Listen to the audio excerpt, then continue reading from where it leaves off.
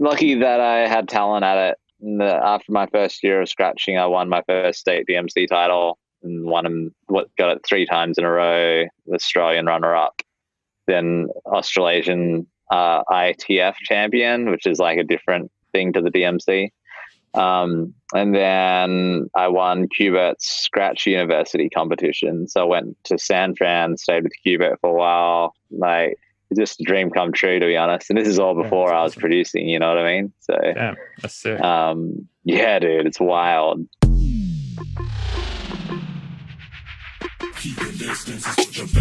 Welcome to the Mr. Bill podcast. I'm Bill's manager, Anand Harsh, also editor-in-chief of theUnz.com. So yeah, what a week, huh? It somehow both flew by and also lasted several months at the same time. And I've aged horribly while being glued to the Kornacki tracker. For all those outside the United States, your assumptions about American politics are all correct. We as a populace really are as dumb and mistrustful of each other as you think we are. Bill's guest today is Zeke Beats, a fellow Aussie.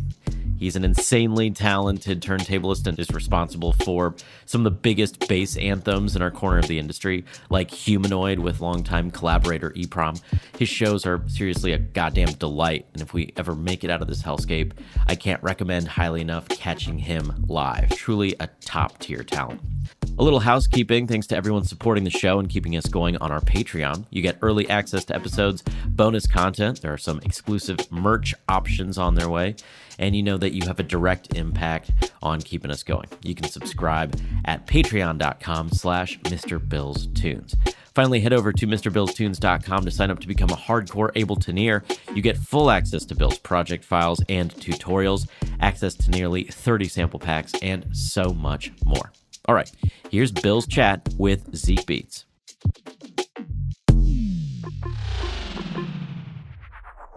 Hey, you're listening to the Mr. Bill podcast. Hey, you're listening to the Mr. Bill podcast. Hey, you are listening to the Mr. Bill podcast. Hey, you're listening to the Mr. Bill podcast. Hey, you're listening to the Mr. Bill podcast. Hey, you're listening to the Mr. Bill podcast. Hey, you're listening to the Mr. Bill podcast. Hey, you're listening to the Mr. Bill podcast. Hey, you're listening to the Mr. Bill podcast. Hey, you're listening to the Mr. Bill podcast. Hey, you're listening to the Mr. Bill podcast.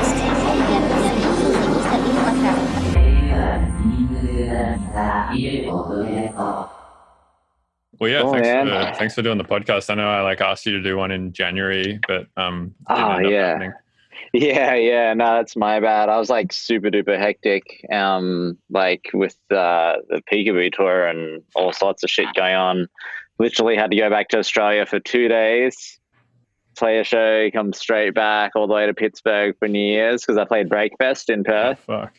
And then straight after Pittsburgh, I had 2 more shows. I had Baltimore and I can't remember the other one, but yeah, it was fucking crazy around that time, man. It's just such a complete opposite end of the spectrum right now. It's insane. Yeah, I had a similar thing, I want to say last year or the year before, where I went to Australia on a Thursday and played a show in Brisbane. And then I was back in America on the Monday and playing a show in LA. It was totally fucked. I got sick. I got super sick, just from the flight and all that. And just being run down and tired and stuff. And I think it just lowers your immune system. And then that coupled with just being around a shitload of people, it just gets you sick every time. Definitely, dude. I feel your pain. Yeah. It's funny too, because when I was getting sick all the time touring before COVID, I was always just oh, fuck it, it's whatever. I'll be in bed for a day and then take a few hot showers and drink some tea and I'll be fine. But now I'm fuck, man, I should be more careful about getting sick. Now that everyone's super paranoid about the COVID shit, or we're just more educated now as a society, I think, about how bad infectious diseases are and stuff like that. Yeah, for sure, man. What do you call them? Pathogens or whatever. Pathogens, yeah, it's crazy, man. You said you're back in SF, did you? Yeah, so I was living in Colorado for the last few years, and then I moved here at the start of the year. Yeah. How's that going for you? It's good. I really like it here. Yeah, I think the weather here is super nice, and people are really woke. And I was looking it's funny. You can kind of like measure the wokeness almost of people right now just by looking at the election results, right? Like, for Right. instance, if you wanted to compare, say, the wokeness of like Oregon versus California, I mean, there's kind of a metric for it. It's like, just look at who voted for Biden and Trump, right? Because like, I Yeah. think Oregon had like 1.2 million vote for Biden and 900,000 vote for Trump, and California had about 8 million for Biden and 4 million for Trump. So you can kind of look at the ratios and be like, oh yeah, on average, Definitely. maybe Cali is Yeah. which is funny because I always thought like Portland was like the wokest place. Right. No, it's like Portland is a pretty like woke place, but it's all the surrounding like towns of Portland. Yeah. Like literally I can drive, I'd say 45 minutes out of Portland, and I'd see like Blue Lives Matter flags and all this kind of shit, and like, you know, like Trump flags and all sorts of shit everywhere. Yeah, it's pretty like, you know, countryside Oregon's pretty like hick, you know. Yeah, I'm looking at the actual map now of Oregon and where people voted, and yeah, it pretty much looks like Portland, Salem, Eugene, and Bend are all blue, and the rest of the state is red. Yeah, it's crazy, man. Yeah. That's why I'm kind of afraid to go camping and stuff. Like, I'll go camping around Portland in those kind of areas, but I won't go like too far, because I've heard stories where, like, you know, I can't remember who told me this, but someone was like, "Oh yeah, my friend, he's black, and he went to this town on a school trip, and they stopped to get some McDonald's, and the police officers came up to them and were basically just like, we can't help you once it goes nighttime." And yeah, like shit like that. So I'm just like, oh, I'm not gonna go camping, because that's one thing I've been doing, is just doing a bit of camping since got some time, and just trying to get out in nature. Especially not now though, it's cold now, but when it was summer, yeah. Yeah, I've been doing the same kind of stuff. Actually, I've been mountain biking a lot and doing a bit of hiking and stuff like that. It's actually been like, in some ways, good, I think, to be like forced to not tour for a year or whatever, because like I would never have taken this break otherwise. Like, if you just kept putting shows in my face, I would keep taking them. Yeah, of course, need the money. Yeah, exactly. It's like your career and your job, right? But it's like kind of interesting to be forced into this position as an artist. Like on the obvious like problem is that, like, you know, a lot of artists are going pretty rough right now financially, and like, you know, a lot of agents and stuff like that are, you know, becoming, you know, they're doing different jobs now. Like, after the pandemic happens, who knows how many fucking booking agents there are going to be left, right? Because I mean, all of their income is gone too, so they might go like, oh well, I'm going to take my administrative skills elsewhere and, you know, work in tech or something like that. So there's like obviously all that shit, which is problematic, like massively problematic. But then there's this kind of like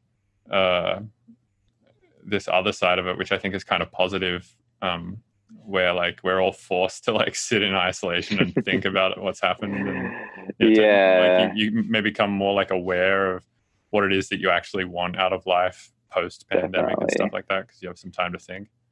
You're forced to face it without any distractions. It's pretty interesting, man. Do you have any trips planned away, like back to Australia or anything like that in the future?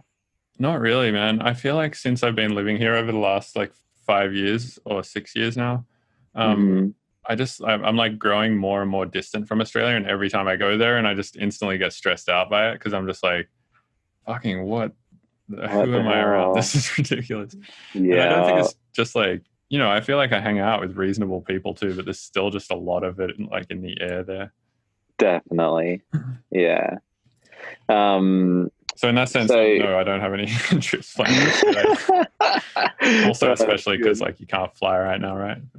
Yeah, exactly. Well, you can, but I mean, it's not. I flew last week, actually.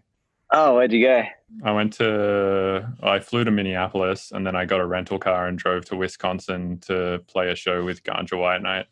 Was it good? It was cool, yeah. It was an outdoor drive-in show. It was just cool to like actually get out of the house and like fly and go see some different shit that isn't just like, you know, the 1 hour surrounding area of my house or whatever.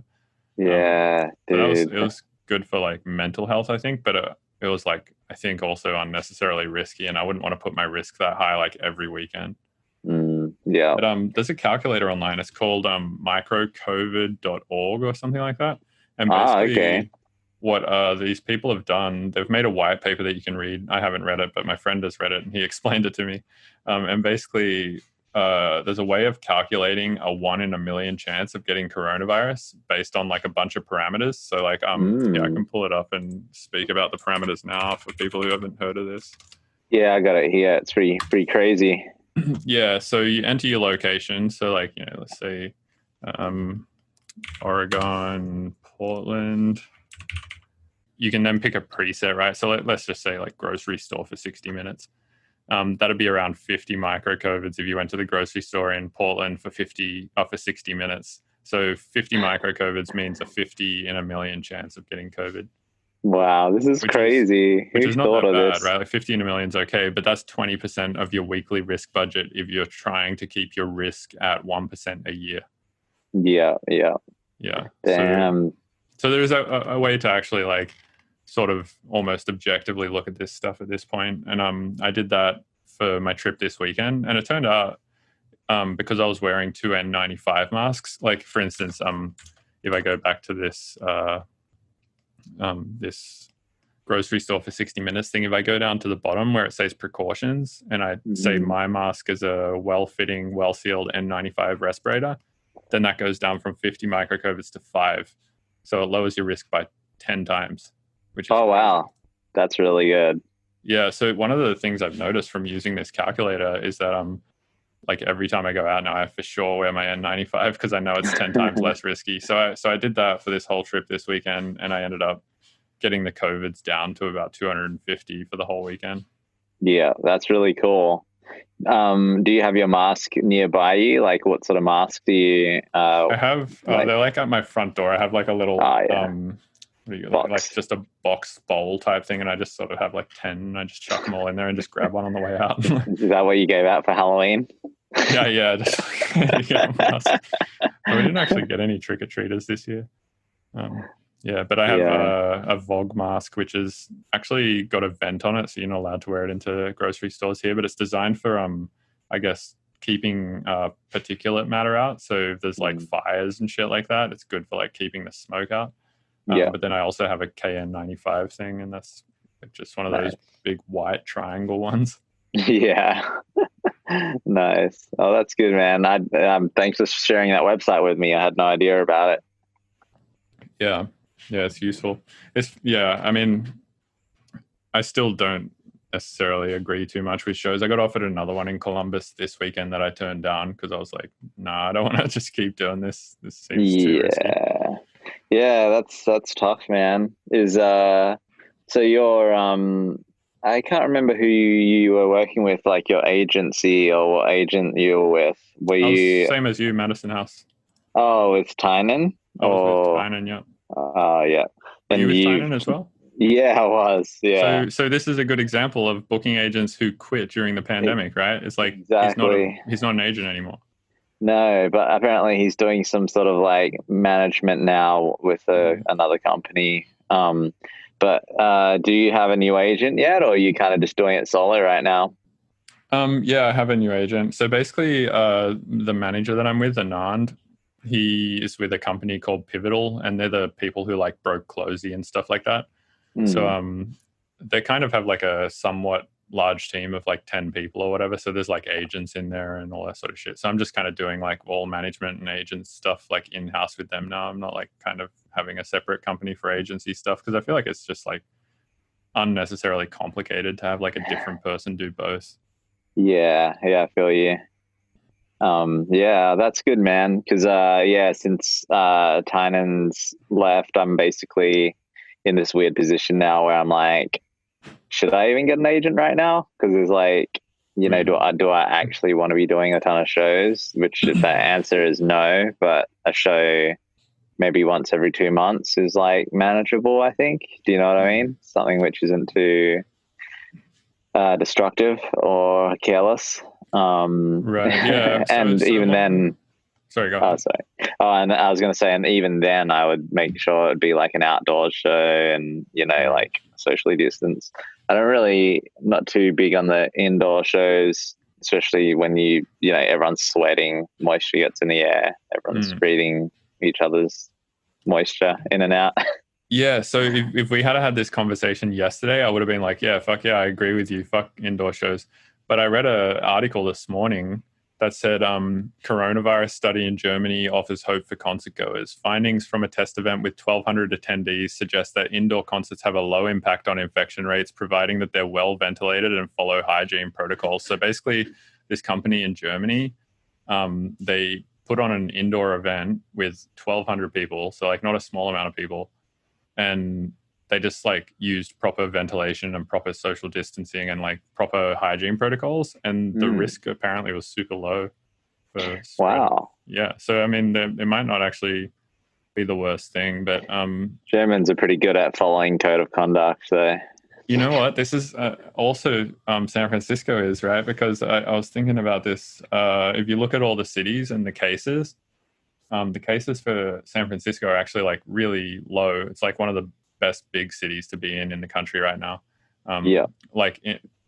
For comparison, doing the same activity in Eau Claire, Wisconsin, like going to the grocery store at, because I was there last weekend, was worth about like 500 times the micro COVIDs that it's worth to do in San Francisco. Wow. Which is insane. Like the risk there is just so much higher. But I think I put that down to the same thing you just said. Techies are just really good at following rules, right? Because like one of the skills you need to have to be a good worker in tech is to be able to follow a rule book, otherwise your code won't work. Exactly. And protocols, yeah. That's true. Yeah, so I don't know about indoor show. I still probably wouldn't do one. Mostly the thing that like bothers me about the shows is the flights. I just don't really want to get on planes because that felt sketchy as fuck. Like I was wearing 2 masks and I was just like not drinking water for like 3 hours on a plane because I didn't want to take my mask off and shit. And I was just like, this is super sketchy. I don't want to. Did they block the center aisle, like the center seats of the plane out? Yeah, they did. So everyone was just sort of sitting like on the window seats, and everyone kind of had they gave like a 1 seat barrier between everyone. Yeah. Okay. There was also a study, or not a study, but like something that happened with planes where somebody on a plane had COVID, and the only people who got sick on the plane were the people within like a couple of rows of that person, which kind of sort of suggested that recycled air isn't a thing that spreads it either. Yeah. Okay. Damn, it's crazy, man. I'm still kind of, I don't know how long this is going to go on for. It's hard to like try and think about that stuff because it's all stuff which is out of our control. You know what I mean? I feel like I can't really see people working together in the States, and that's nothing against like the States or whatever, but like, in WA right now, Western Australia, for those who don't know what WA is in Australia, it's completely fine. Like no masks, they're just like, I haven't checked the cases today, but it's like ultra low, and they're doing, massive festivals. I mean, that's why I was going back there for Breakfest, so I've got Breakfest coming up next month, which I've applied for the exemption to get in, but I'm just waiting to hear back. And I think my chances are slim, but I'm trying, Yeah. So what is the contingencies on which you'll be allowed in, or the conditions? So as long as I land in Western Australia, I won't have to do 2 weeks in Sydney or Melbourne and then 2 weeks in Australia, WA. So as long as I leave from Portland or Seattle to Japan, and then Japan to Indo, and then Indo to Perth. So and then I have to do 2 weeks in a designated hotel, which the government tell you which one you have to go in. You have to download an iPhone app, and this iPhone app saves police having to come knock on your door like all the time to check that you're there. So they basically just send a notification being like, you have X amount of time to take a photo and prove that you're in the hotel still. So that's how they've been doing it. And in WA as well, they used to have blockades. Like, I don't know if you know where a town called Geraldton is in Western Australia. That's where I'm from this like tiny little country town. Then I moved to Perth. But anyways, it's like if you wanted to go to like 2 hours out of town, you had to like apply for that online. When you get approved, then you drive 2 hours out of town, there'll be a blockade, and you basically like show them the approved piece of paper, and then they'll let you through. So, and if you get caught crossing a border, like if you're caught crossing the border into WA from another state, it was $30,000 fine and jail time. Jesus. Yeah. Even hanging out with friends, like at the beginning of the lockdown, if you were caught at a friend's house, that's $6,000 fine per person. Jesus Christ. Yeah, they didn't fuck around, but that's why it's like insane. normal right now. Like, you know, my parents are like, they're loving it. I'm just sucks because all my family's there, you know. Yeah. I read a funny tweet the other day that said like punishable by fine just means like legal for a price. Yeah, that's a good one. But that's crazy. Like that shit would never fly in America, man, because like everyone would just be like, fuck you, this is like impinging on my freedoms, and they'd like pull out their fucking guns and shoot something. Yeah, it's kind of wild. Like I understand both sides, but I mean, it's tough, man. Things aren't going to change unless it's something big and impactful like that. I mean, at least I feel like some people have to be willing to just give it a try and then see the result. And then if there's no result, then it doesn't work.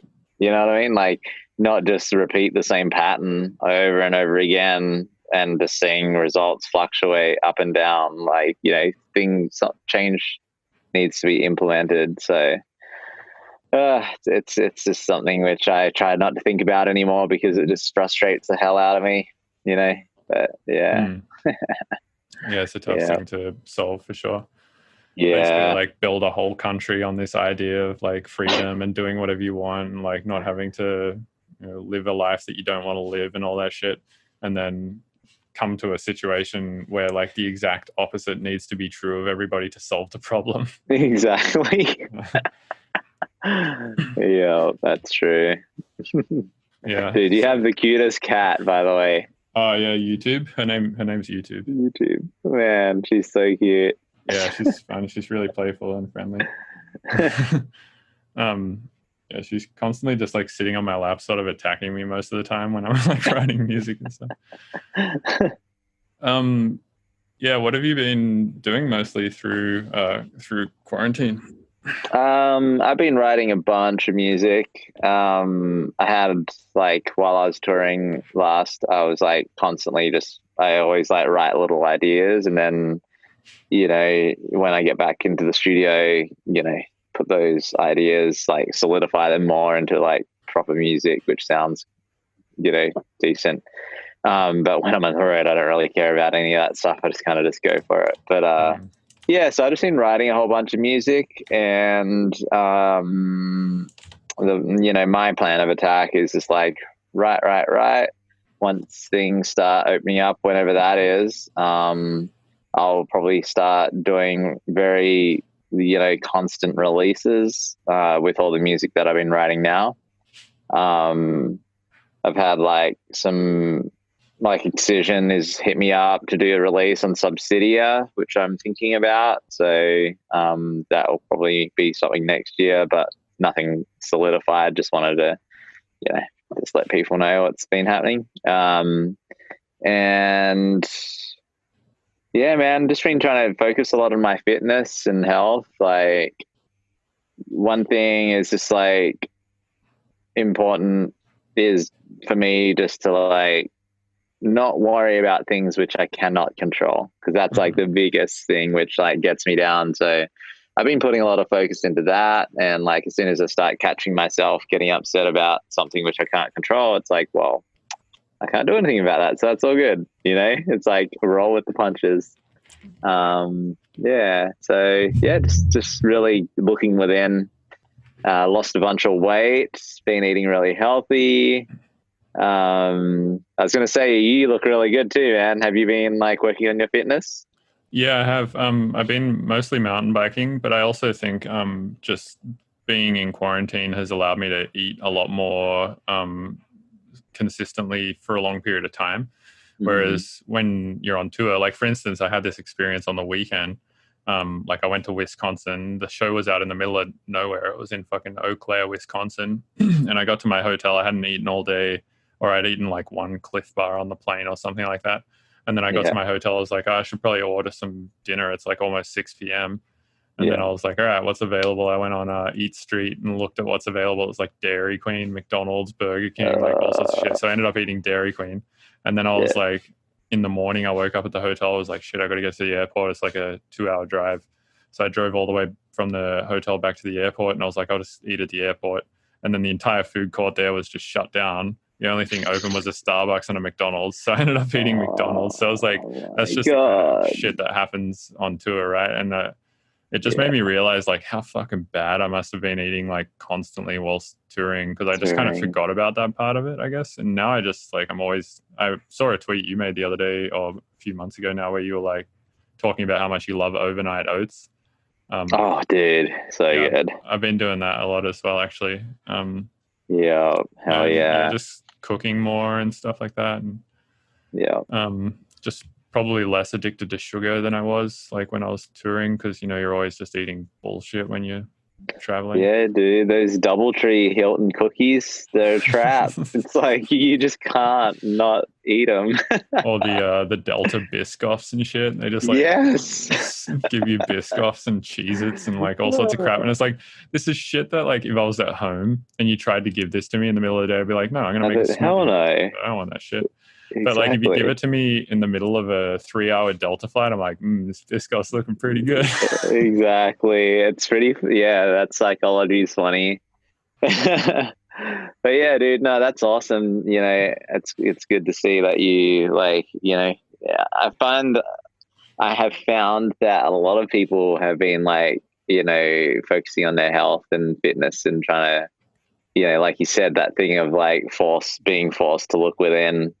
It is a good thing I think it's a good thing for some people. Other people have, it's hard for them, but, it's just good to see. That's all I'm trying to say. Yeah, totally. I think so too. What kind of fitness stuff have you been doing? So I used to, when I was a kid, I used to play a lot of badminton. So I was like competitive badminton player. Is that if you go to the UK, is that called shuttlecock? Yeah, that's the thing with the feathers with the cork. That's the shuttlecock. Oh, yeah. Nice. And it's funny when I tell people that I play badminton, they're like, "Oh, so like in the backyard?" I'm like, "No, not in the backyard. It's like proper like professional badminton." Indoors, like proper courts, like everything. So I've been playing a lot of badminton. I probably play about 4 or 5 times a week. Where do you play? Is the badminton shit open in Portland? Yeah, one of my friends, he owns his own warehouse, and there's 2 courts in it. And then you have to call up to like organize a group of 4 people. And obviously I play with the same 4 people, like, over and over again. We all keep within our circles. They work for Intel because Intel is in Portland as well. And I've been playing a lot of badminton. I've been doing a lot of bike riding because Nike's also in Portland. So there's these Nike bikes, like the pedal assist sort of ones. They're pretty fun. Yeah, they're really fun. So Portland has that's interesting because San Francisco has these, but they're owned by Lyft. That's funny because the Nike ones are owned by Lyft too. So maybe it's like they're like cloak, you know what I mean? Yeah, Nike's just like, hey, can we get in on this shit? Exactly. So I've been doing that, which is fun. Don't know, now that it's hitting winter, I don't know, man. I'd probably just keep playing badminton and just keep writing music and I mean, I hope I can get back into Australia. I've actually got to look into flights very soon if it gets approved, because it's already the 5th of November, and if I have to do the 2-week thing. But yeah, that's about it, man. And eating wise, I've just been eating I've been on big health cleanses and stuff. There's this guy who I really love his approach with detoxification and cleansing. But he's also hated amongst a lot of people too, because he's got very extreme views. His name's David Wolf, and he's from Canada. And I did this charcoal 2-week detox cleanse with him. With charcoal? Yeah. So activated charcoal. You literally just eat charcoal. Oh, fuck. For 2 weeks? So, yeah, it's you do this thing where it's you slowly reduce your calorie intake down, and that would be liquid meals for the day, like soups and juices, and 1 solid meal at night. And then that's in the first week. Second week, you just go straight on to liquids and only trying to do one meal a day. 1 liquid meal a day? Yeah, 1 liquid meal a day. Trying. It doesn't matter if you can't. You just got to try. And then third week is optional, and that's straight up water fasting. Just no food for a week. Literally just fasting, meditating, and just which I water fast occasionally. I'll do 2 or 3 days, and it just makes me feel super duper focused. And the only thing that's bad about water fasting for me is I have so much energy. It's insane. I can't sleep when I water fast. I'm just always wanting to do stuff, But yeah, water fasting really changed my life. And I started it in lockdown and lost 30 pounds. And I wasn't even overweight or anything, but I'm definitely a lot more lean and cut, and just made me realize kind of how much food I kind of unnecessarily ate, again, on flights and stuff like that. And I mean, it's easy to say yes and then just keep repeating that pattern. It's much harder and much more disciplined saying no, which is something I've always loved being, is discipline. I as a kid, I used to do karate as well, which is super disciplined. So, yeah, sorry, didn't mean to go on a ramble just then. But yeah, what this podcast is about, for sure.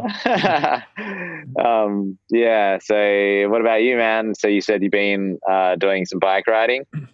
Yeah, I got really heavily in. I want to talk about fasting first. I've been doing similar stuff. I do 16/8 fasting. So I do 16 hours no eating, 8 hours eating every day. Dude, it works. Hey, try to do it. It's good, man. If I do anything 12 hours eating, 12 hours not eating, I just feel bloated and heavy and tired and shit. Yeah.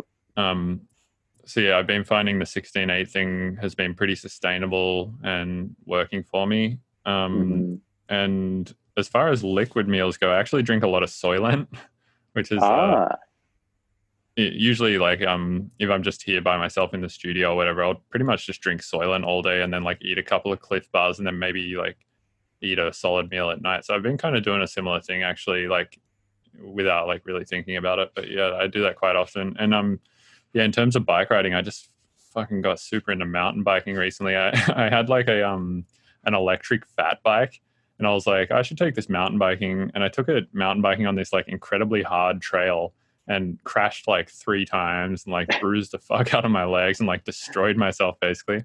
But then I was like, fuck, I was seeing people on the trail just hammering it around the trail and just doing fine and having a great time. And I was like, man, this looks so fun. And it is fun. It's just I can't do all the shit. I can't get around corners quickly without coming off my bike and all this sort of shit.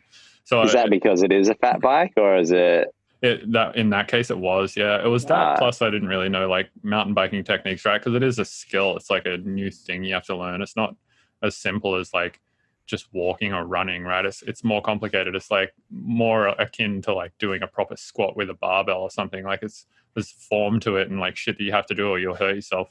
So it kind of triggered my brain in that way because it's a technical thing as well. And I was now I want to learn all the technical shit about it. So not only did I want to learn all the technical shit about like how to ride a bike, but I also wanted to just like learn all the technical mechanical shit about bikes as well. So I just like went down this rabbit hole with it. And, yeah, now I'm just super into it, and I mountain bike like every day now, basically. I feel like we have similar traits. I don't know about you, but I get super obsessive about things when I do something. I'm like all in on it. Like I'm like, yeah. Yeah, I'm the same, man. I think that's like just a trait in general of a lot of people who are super into electronic music or art in general, is because like the only way to get super good at it, like good enough to make a career out of it, is to kind of get obsessive about it, right? Like you have to just be like super focused, and you have to be just not only like willing to watch like, you know, hours of YouTube videos every night about topics and shit that you're interested in, but like you kind of like want to do that. It's like you can't be at rest without doing that, it seems like. It's not like you're just there watching it, you're there present, like because you're genuinely like about it, you know what I mean? It's like the difference between when, I don't know, like sitting in a lecture at a class that I didn't really want to be at, and then it's like, no, I really want to be here, I really want to learn this, super focused. So but yeah, man, that's dope. So the bike riding has been your main thing, or have you been doing other sports as well? So at the start of quarantine, my main thing, I guess, like if I could say I was doing anything consistently, was like lifting weights. And Nice. that's kind of what I was doing before quarantine. I was like working with a personal trainer at a gym, just like doing a bunch of squats and deadlifts and like just lifting weight.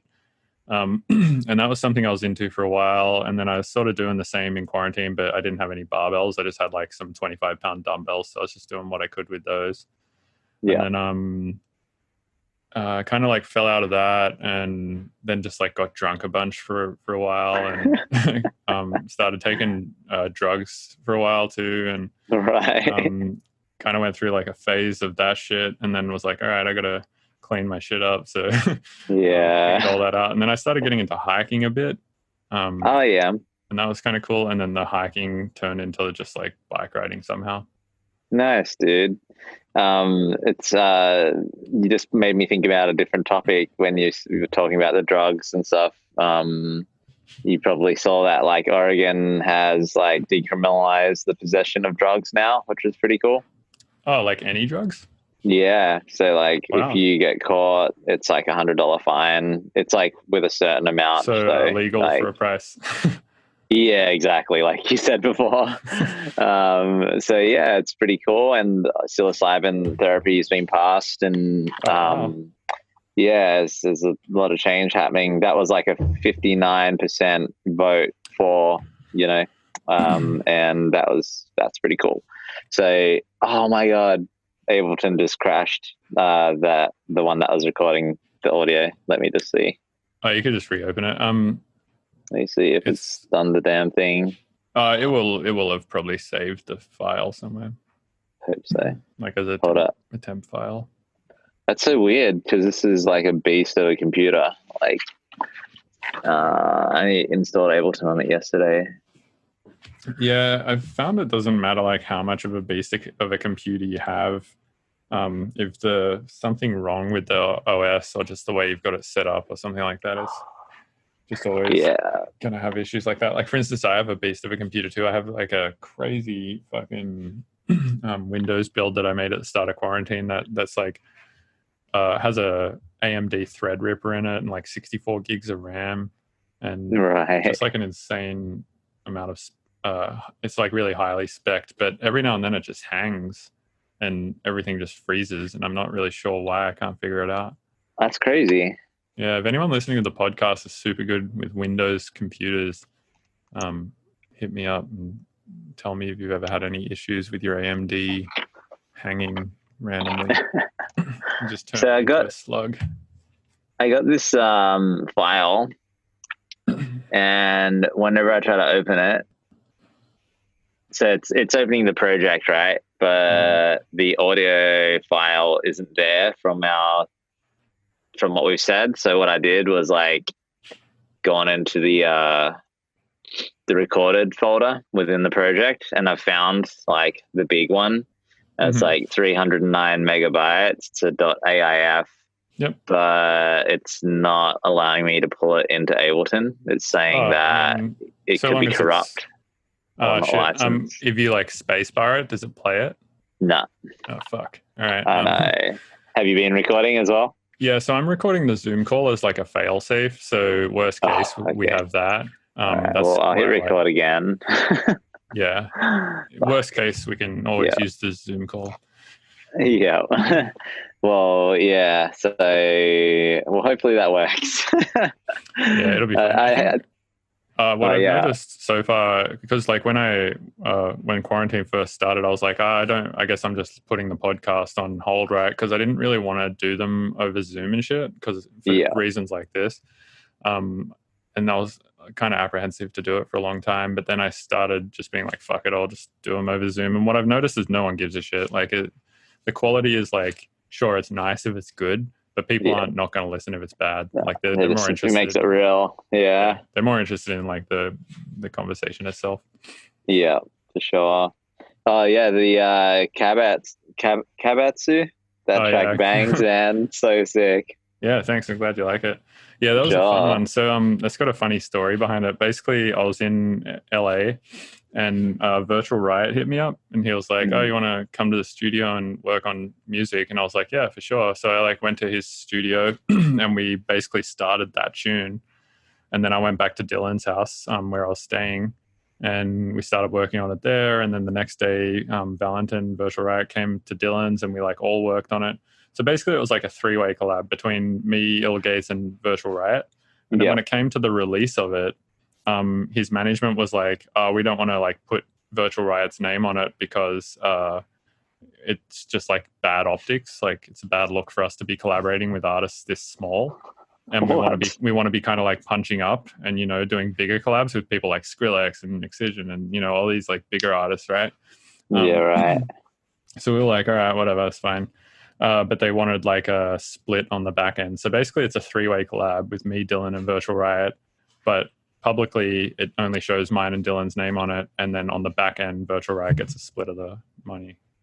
That's so weird, man. Like, something's just fucking make dope music. Like, I mean, yeah, who cares? Like, Jesus. To some degree, there is like some optics shit, right? Like, for instance, you know, like me doing a remix for like, you know, somebody who's got like 100 followers on SoundCloud and just started making music yesterday and has like pretty bad production skills and has never done a show. Like that would be a weird look, right? Yeah. So to some degree, I think that idea scales, but I think but what's the point in asking you to like, hey man, do you want to jump in the studio and then not have anything come of that? Do you know what I mean? Yeah. Like, I guess just to have a fun time in the studio and work on shit, which I understand as well. But I think he didn't expect that of his management. I don't think it was Valentin's choice. I think it was his management's choice. And he just kind of like defaulted to their decision because he trusts their calls, I guess. Yeah. Oh, dang. Yeah, because I remember Dylan sent me a early version of that and had the Virtual Riot's name on it, and I was like, oh, sick. And then when it came out, I was like, oh, okay, it's something's happened here. So I figured something weird like that happened, but but dude, that track bangs. The your kicks and snare transients are just like hitting so nicely. Do you have any pointers on that? Yeah, I do actually. That's something I concentrate a lot on. And pretty much what I do is, for starters, I do all MIDI triggered side chaining. That's like a must. And then another thing that you can do is if you, do you do MIDI triggered side chaining? Like using like a simpler or sampler as a ghost? Yeah. And like, then like with a small sound?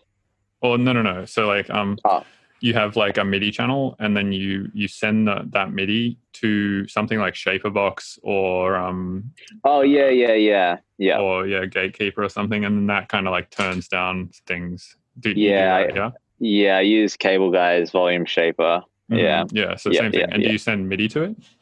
Yeah, just like the MIDI gate trigger, which does the volume and shaping. Yeah. Do you just double the MIDI from your drums and then just like send it off? Yeah, sometimes, I mean, most of the time it's just mainly doing the kick drum. And then with the snares and stuff like that, a lot of them just cut through the mix naturally anyways. Mhm. So, yeah, it just depends, I guess. But yeah, I found that's obviously the cleanest way as well. But with your kicks and so on, are you like synthesizing them, or are they kind of like kick drum samples which you've come across that you've then reprocessed? No, I made all the drums for that song, but That's it. the way that I like synthesize them is just using layers of operator, and then I'll use things like corpus to add like metallicness to it and stuff like that, and then I'll use like small amounts of reverb to sort of like have the like small amounts of reverb on the very top layers of the snare, like on the noise. Yeah, to have like vocoder or something. Or just make them wide so it kind of sounds like the top of the snare is going like psh, and like exploding a bit. Yeah, yeah. I do a lot of that, and then the MIDI triggered sidechaining. But also, what I've found can work is if you double the MIDI that you're sending to that MIDI triggered sidechain, and you use the track delay, or even just slide the MIDI clip back by like 5 to 15 milliseconds.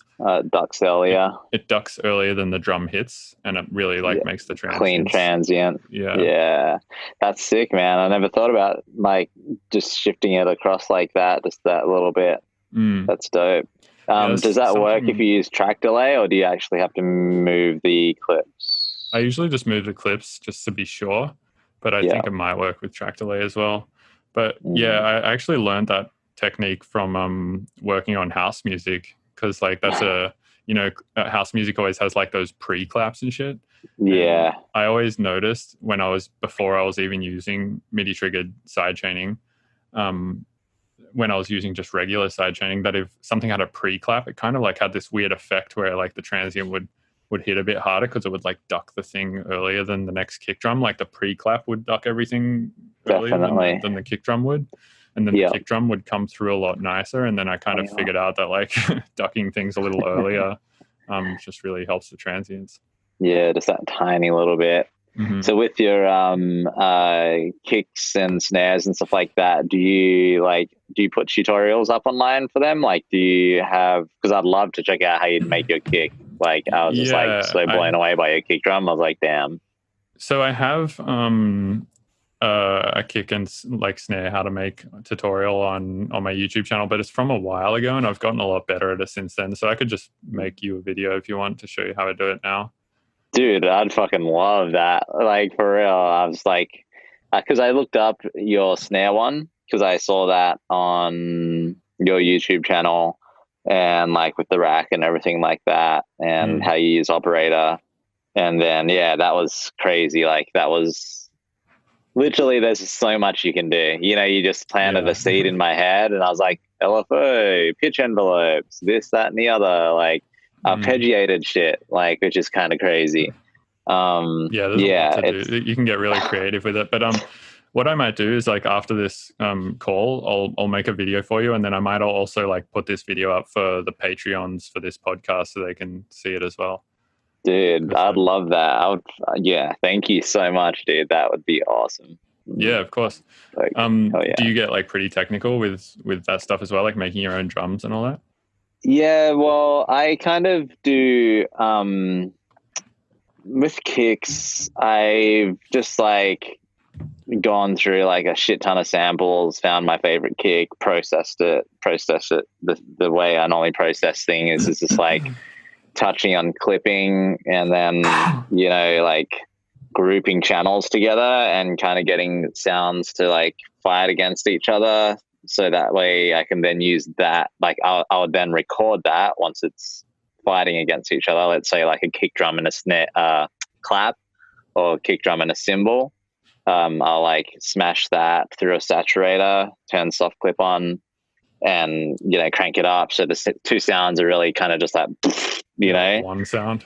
Yeah, and then I'll record that, pull that recording into a separate channel, EQ out all the bottom end and the shit that I don't want, and then do a fade. So that way, when I do have my nice kick drum, the fat one, and then the texture, so it kind of just has the fat kick and then the spew out from the texturized recording. Yeah, that was another thing I was going to mention too, actually, for good transients is like anything else you layer on the drum, make sure that you just have like one clean transient, and then the rest of the shit is kind of like has fades on the front of the clip, so it's not like interfering with that nice transient. Yeah.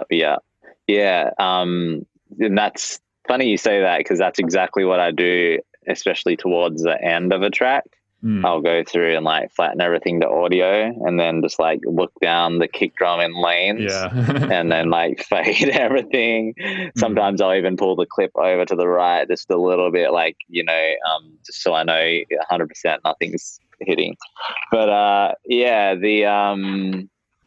that's like for my kick drums. That's how I'd go about it. But like with my snares, I do this. I'd call it like EQ transient shaping.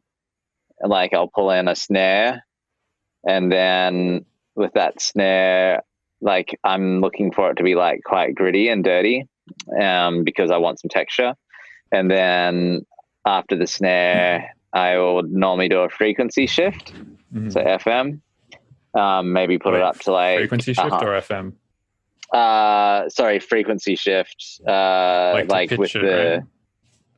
And then I shift the frequency up to like 100 hertz, or tune it however I want it. Once it's like being shifted up, I then place an EQ, just an EQ8. I look for where the tone is hitting, like the fundamental tone, normally the mid range, the real knock. Yeah, and it's then like usually at about like 300 or 200 or something.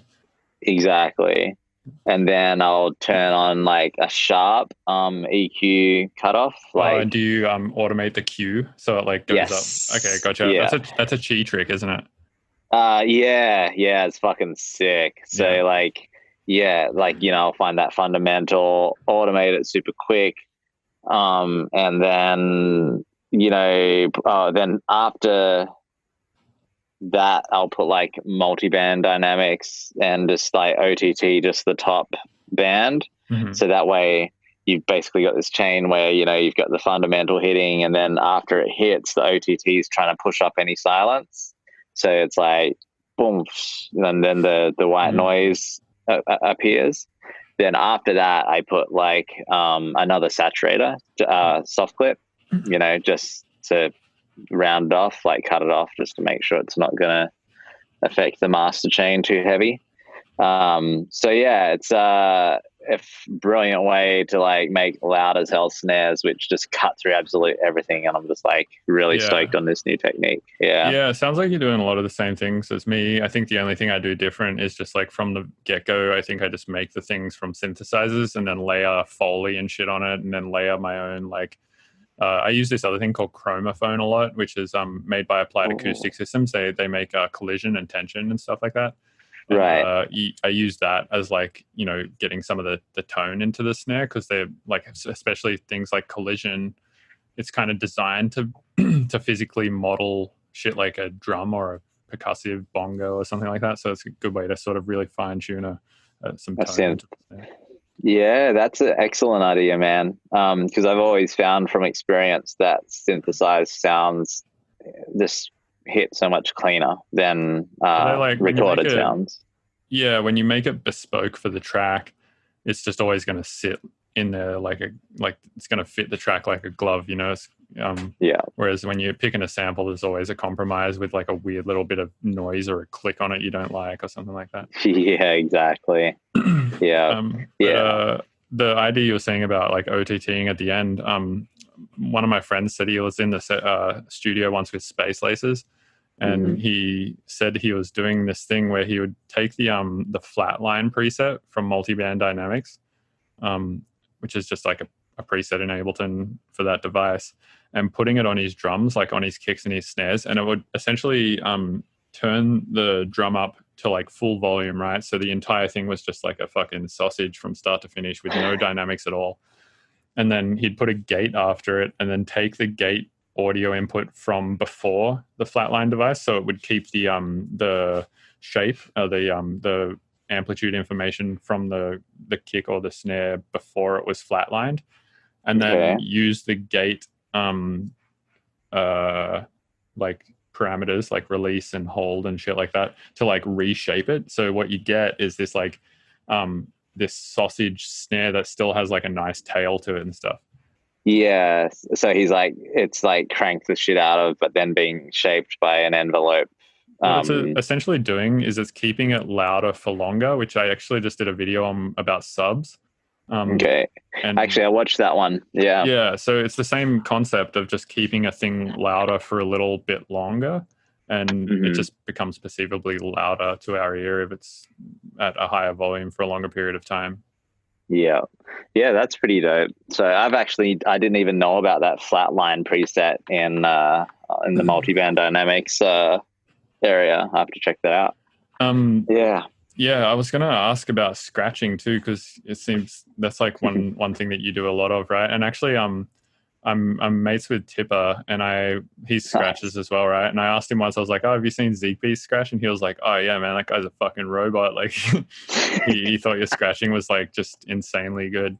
Oh man, that makes me feel really good. Because obviously I have, so much respect for somebody like him. Like I remember listening to his music before I even produced, you know what I mean? And I was like, man, this guy's sick, listening to all the cuts incorporated. That made my day. That makes me really happy.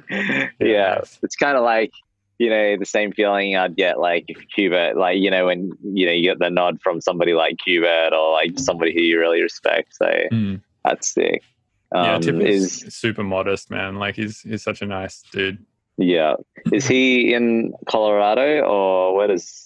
Yeah, he was living in, I think, Hawaii up until like a year ago, and then he moved to Denver. And when he moved to Denver, we were hanging out a bit, which was awesome. But then I moved here, so we haven't hung out in a while. But I still chat to him often. And yeah, he's cool, man. He's a super nice guy. Hell yeah. Yeah, he's super clean, super sick production and cuts. Pretty dope. Yeah, I like his scratching. He's got good style. I mean, yeah, it's funky. I don't know a whole lot about scratching. I mean, pretty much the only people I've really paid attention to with it is like you, Tipper, and Sticky Buds, and actually Slink as well. Do you know Slink? Yeah. Yeah. So like, I think just basically my people in the scene that I'm in and just people who I'm friends with and shit are like the only people who I really like watch play a lot and stuff. So definitely a dying breed. There's not many people who scratch anymore. Yeah, I guess Killsmith too. He scratches a bit, and Bog Trotter as well. But I don't really know like what to look for in a good scratcher. Like what is it that makes someone better than somebody else at it? Definitely things like cleanliness. Like you want to be able to like and what I mean by it sounding clean is like you can just tell like when something's cutting through the mix and it's really nice and sharp and sounding but not ear piercing, whereas more rounded scratches are a bit more like dribbly and dravelly, and there's like all these loose sort of which you aren't intentionally put there. So I look for that, like the execution. The thing which I personally am most intrigued with is like the funk. Like I don't care if somebody's like knows all the techniques in the world, but if they have like the funk, and what I mean by the funk, if you guys are like, what do you mean? Look up DJ D Styles scratching on YouTube. He is like the most funkiest scratcher in the world and has been for like ever since I've known, so DJ D Styles, he used to be one of the Low End Theory residents. And he's like OG, like a lot of people know like DJ Qbert because he's like super technical and like, awesome. Like I love that guy, and his scratching is super good. So technically proficient, and D Styles to me, it just kind of is like more funky, and that's what I really want to focus on. Yeah, more. But I understand like at shows, someone who's just got like sick style and good vibe and like kind of just like good feel and stuff. I feel the same way about drummers too. Like it can be someone who's just like a double kick crazy person, like doing all the fills and shit. But I'd much prefer to listen to somebody like Dave Weckl or Steve Smith or like Bernie. What's his name? Purdy, the Purdy shuffle guy. What's his fucking name? I don't know. But yeah, I totally feel you on that, man. Yeah, I guess the equivalent would be like, you're listening to Busta Rhymes rap like Mm. or listening to like somebody rap who's got like, sick flow, can do both. It's kind of like breakdancing too. Like Mm. someone can go out there and just like do power moves all day, but it's how you put the power moves into stalls, into this, into that, like how it's also arranged. You know what I mean? Mm. So You're when I'm saying scratching, you're saying something about shows. yeah, when I'm scratching at a show, I tend to do power moves, and Mm. that's because it's like I have this 8-bar section where it's like this is the time where I've got to like show off, and it's not enough time for me to get funky with it. Whereas like when I get funky with it, I need something like 16 to 32 bars because I'm telling more of a story. I'm not going to be there just like, for like 16 or 32 bars. I'm going to like go into it slowly. And then like I do the same thing as a drummer would with like patterns like A, B, C, A, and just like keep telling a story. You know what I mean? Yeah, it's very drum-like, isn't it? Like I feel like scratching, it's super similar to drumming. Definitely. Yeah. I guess you could say like the faster you push the record is like higher frequency, right? So that's almost like higher intensity, less like hitting a drum harder. Mm. Yeah, it's like slower movement would be hitting a drum softer. Yeah. Right, So, like you can do a lot of dynamic stuff with it. yeah. Yeah. I mean, yeah, it's really interesting. But yeah, man, it's a lot of fun. I've been scratching every now and then. I've been doing a few live streams here and there during this period as well. Didn't really mention that before. But yeah, I haven't done I one read in on ages. Twitch you were also doing like one-on-one Tuition. yeah. Yeah, I've got a band. I mean, not a band camp. I've got a big cartel. And on that big cartel, it's like zekebeats.bigcartel.com. If anyone's interested, you can purchase like one-on-one Zoom lessons in there.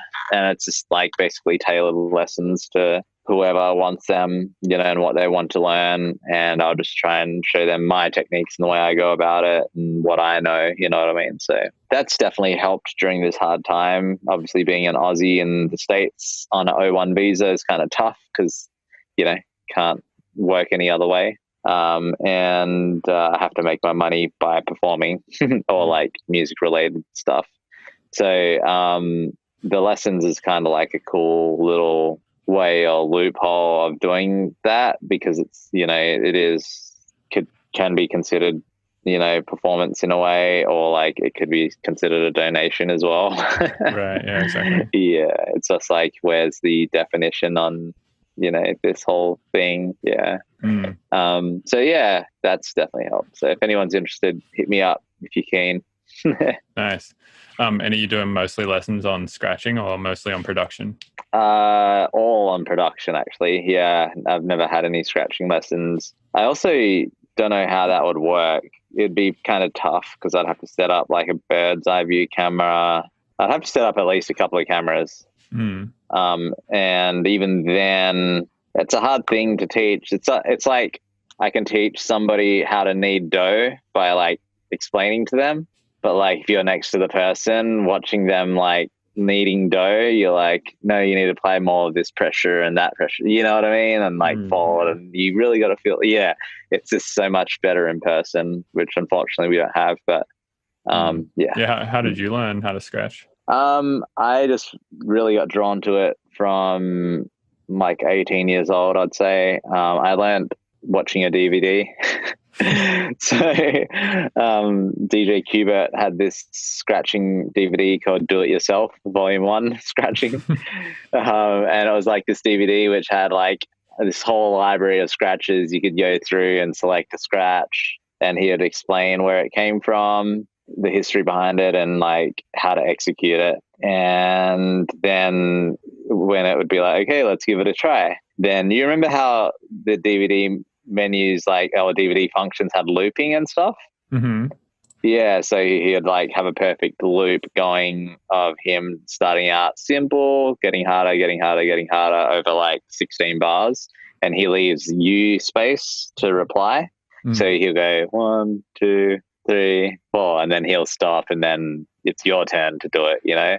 So, and that's basically how I learned. And, yeah, I was lucky that I had talent at it. And after my first year of scratching, I won my first state DMC title and got it 3 times in a row, Australian runner-up, then Australasian ITF champion, which is like a different thing to the DMC.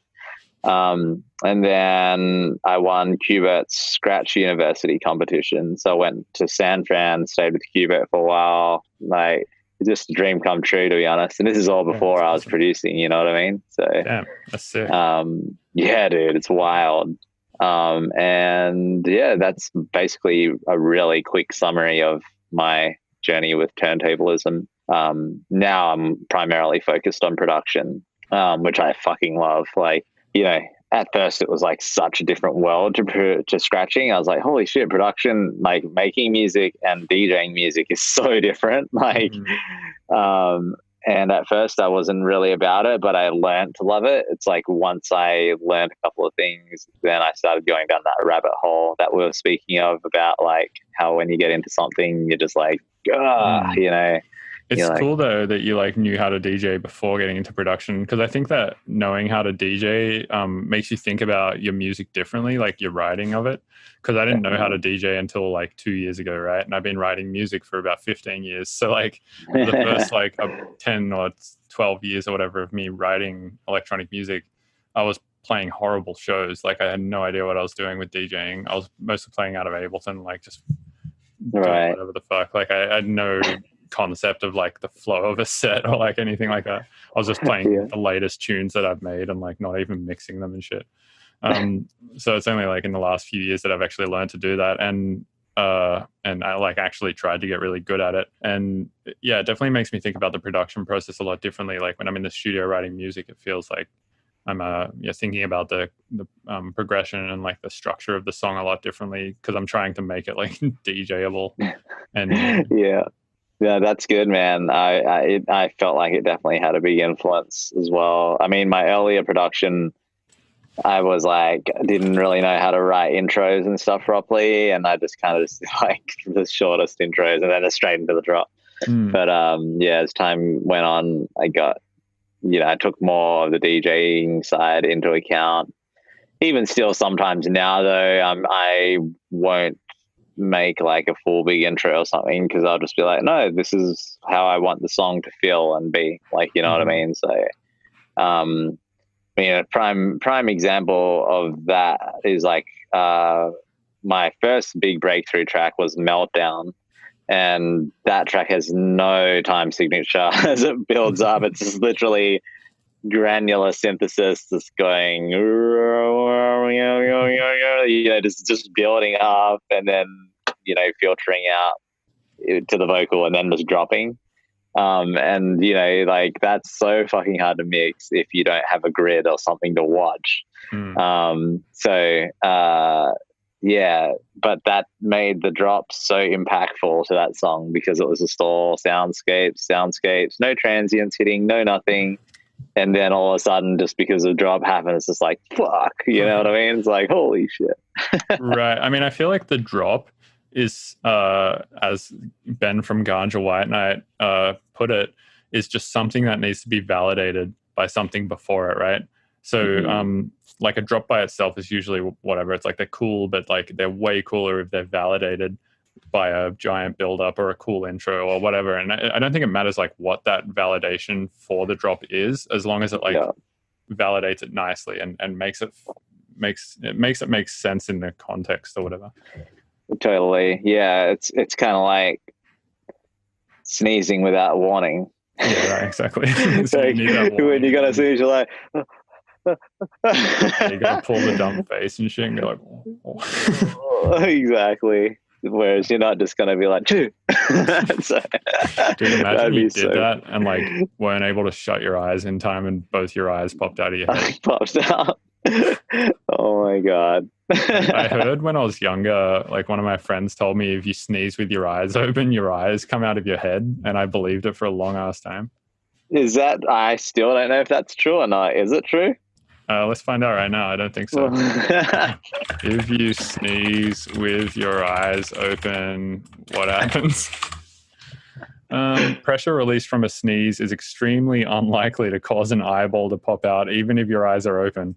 Increased pressure from straining builds up in the blood vessels, not the eyes or the muscles surrounding the eyes. So the answer is yes, you can safely sneeze with your eyes open. Nice. Yeah. There's technically a nearly negligible chance that you could try this and experience a condition called globe subluxation. Globe subluxation. That sounds interesting. Let's see what that is. What is globe subluxation? It's a rare orbital complication and presents in a dramatic fashion. It is characterized by the anterior displacement of the eye, usually when the equator of the globe protrudes beyond the retracted lids. Okay, Wow. So that can happen, but it's very low chance that would happen. Dude, and then I Googled anterior displacement, and the first thing that came up was anterior displacement of the anus is a common malformation, which is a form thrust of imperforate anus. That's exactly what we want from our drops. So yeah, we want the anterior displacement of the anus from our drops. Oh my god. Fuck yeah. Shit. Well, Nice. man, I'm gonna call it there because I got to do some other stuff. But thanks so much. Anterior displacement. I'll just end it on that. And but yeah, thanks for doing this, man. It was really awesome to finally have a proper conversation with you. I know we haven't like really had we've met a couple of times and stuff, but it's been good to have a proper conversation. Definitely, man. Likewise. Thanks for having me on. And yeah, I'm super excited to check out that video you're going to be recording for Patreon. Yeah. I'll do and yeah, dude, I hope you have an awesome day. And if I come down to SF sometime, I'll hit you up if I'm passing through, and maybe we could have some food or something. Definitely do, man. Yeah. Socially distanced and safe, of course. Yeah, absolutely. I'd love that. Yeah, hell yeah, man. All right. Well, thank you for everything again, man. Yeah. Have a good one. Cool. All right. Peace. Hey, thanks for listening to the Mr. Bill podcast. These episodes are edited and uploaded twice a week by Robert Fumo of 303podpro.com. You can also support the show, get early access to episodes, and hear bonus content by going to patreon.com/Mr. Bill's Tunes and becoming a patron. Please rate and review on iTunes unless you're going to be a little shit about it. And all the links to my various platforms are at MrBillsTunes.com. Thank you.